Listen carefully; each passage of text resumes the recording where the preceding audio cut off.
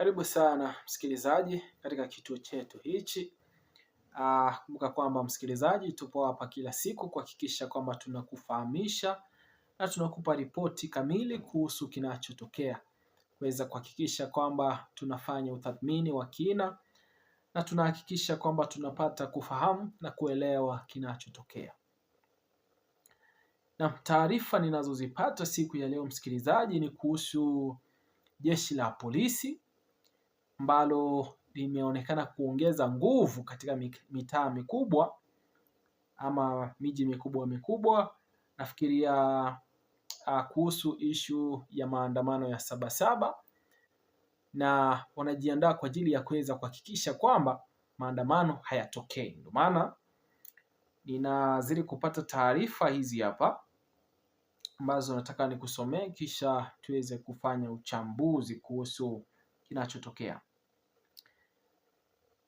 Habari kaka, jeshi letu ni la hovyo sana. Hii issue ya maandamano, naona wanajeshi wengi sana wanaletwa Dar.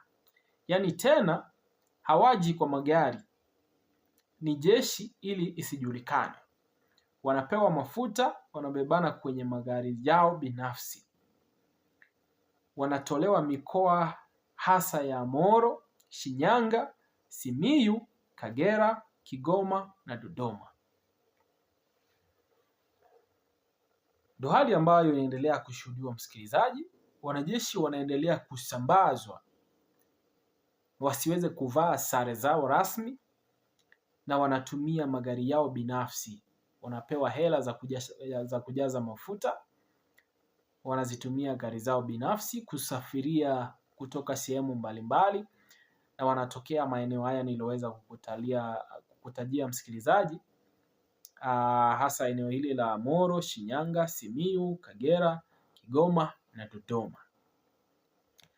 Nikifuatilia taarifa hiyo na hii ambayo pia imeweza kunifikia, inasema hivi: hali ya ulinzi iliyoimarishwa ilionekana katika maeneo. Hali ya ulinzi imeimarishwa na imeonekana katika maeneo kadhaa ya Dar es Salaam, na huku maafisa wa polisi wakiongeza doria na kusambaza askari katika vituo vikuu vya usafiri na kwenye makutano makubwa ya barabara. Uchunguzi wa ghafla uliofanywa na The Citizen ulibaini uwepo wa maafisa wa polisi waliowekwa kwenye vituo vya mabasi ya mwendo kasi ama BRT na kwenye makutano ya kimkakati ya barabara, ikiwa ni pamoja na Magomeni, Buguruni, Tazara, Ubungo, Uhasibu, Fire na Mwenge. Baadhi ya askari walikuwa wamejihami na silaha, huku wengine wakiwa wamevalia vifaa vya kuzuia ghasia. Magari ya doria ya polisi na malori ya kudhibiti ghasia pia yanaonekana yakitembea kati ya maeneo tofauti.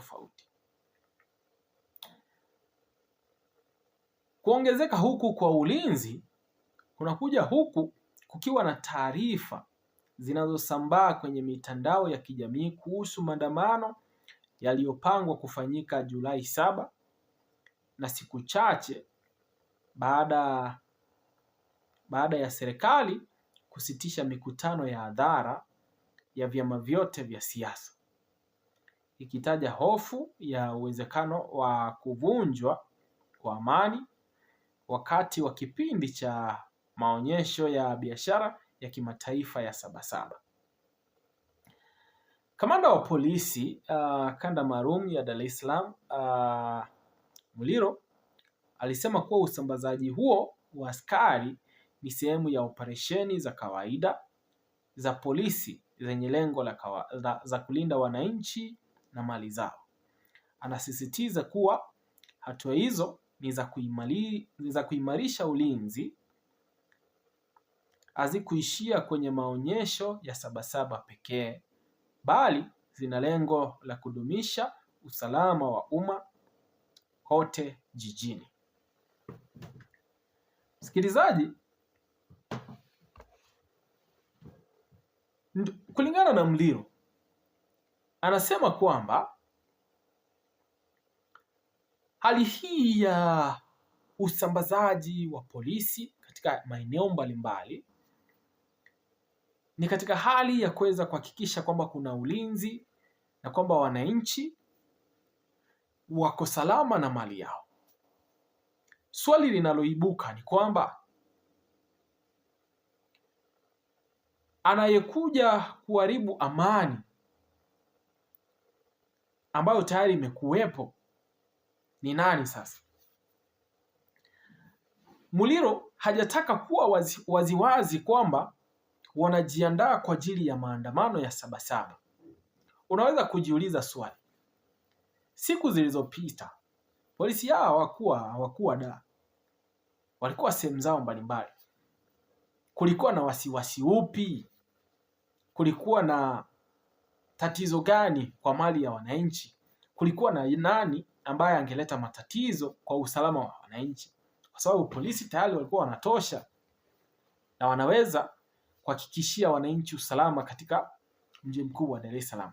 Kwa hivyo msikilizaji, kinachotokea ni kwamba jeshi la polisi linaendelea kujiandaa kuzuia uwezekano wa kutokea maandamano haya ya Sabasaba, lakini pia kuhakikisha kwamba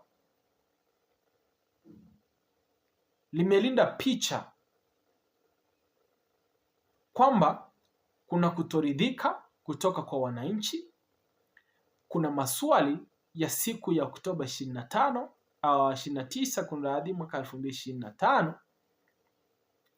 lakini pia kuna ghadhabu zinazotokana na watu ambao waliweza kupoteza wapendwa wao, watu ambao hawajaweza kujua hatima ya wapendwa wao, watu ambao wenzao wameweza kupotea, lakini pia maswali kadhaa kuhusu uongozi uliopo madarakani sasa hivi, na wanahisi kwamba kungekuwa na uwezekano wa kufanya mabadiliko.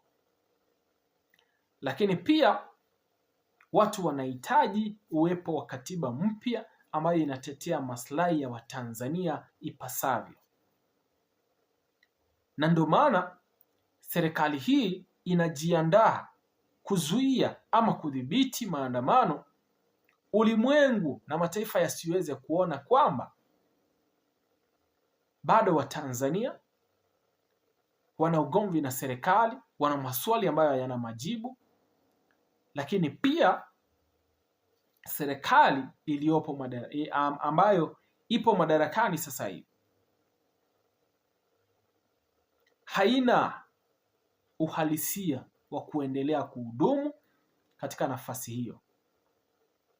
Sasa wanataka kuzuia na kuhakikisha kwamba picha inayobaki ni ya Tanzania ambayo ni ya amani, ambayo watu wamefurahia, ambayo hakuna mtu ana matatizo na serikali, na kwamba kila kitu kiko salama,